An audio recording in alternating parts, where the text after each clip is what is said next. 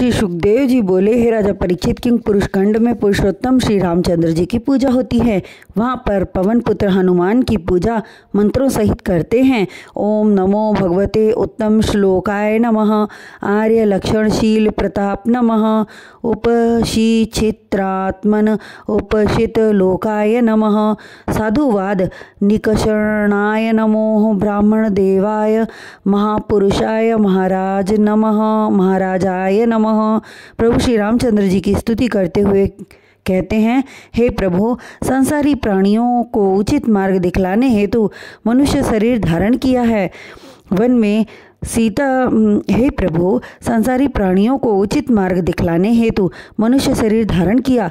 One में सीता के विरह में भटकने का प्रयोजन सांसारिक प्राणियों को अपनी माया का रूप दिखलाना था कि जब मुझ आदि पुरुष को गृहस्थाश्रम का दुख हुआ, इसी प्रकार संसार में जितने भी प्राणी हैं उन सभी को पुत्र आदि का दुख प्राप्त होगा।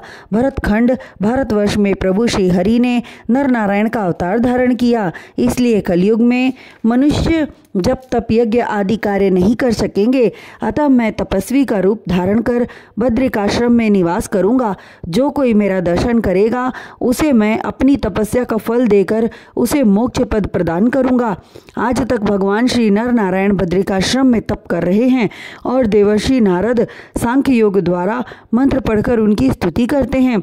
इस खंड में जो प्राणी जैसा कर्म करता है उसे वैसा ही फल मिलता है। भरतखंड के अलावा जो अन्य 8 खंड हैं वहाँ पर कलयुग का प्रवेश कर पाना अत्यंत दुष्कर है। उन 8 खंडों में सदैव त्रेता युग के समान समय रहता है और इंद्रलोक के समान सुखों की प्राप्ति होती है। भरतखंड में प्रभु श्री हरि नारायण का थोड़ा सा भजन पूजन मन कर्म एवं वचन से करने पर प्राणी भव रूपी अथाह सागर से पार होकर मोक्ष गति को प्राप्त होता है। अन्य खंडों में ऐसा नहीं है। जब देवता लोग अपने अपने विमानों पर सवार होकर मंदराचल आदि पर्वतों पर विहार करते हुए विहार हेतु आते हैं और भरतखंड के प्राणियों को देखते हैं, तब वे अपने को तुच्छ समझने लगते हैं तथा भरतखंड के मनुष्यों के भाग्य की सराहना करते हुए कहते हैं कि हमारे ऐसे भाग्य कहाँ जो इस पद को प्राप्त कर सके। जिस मनुष्य ने भरतखंड की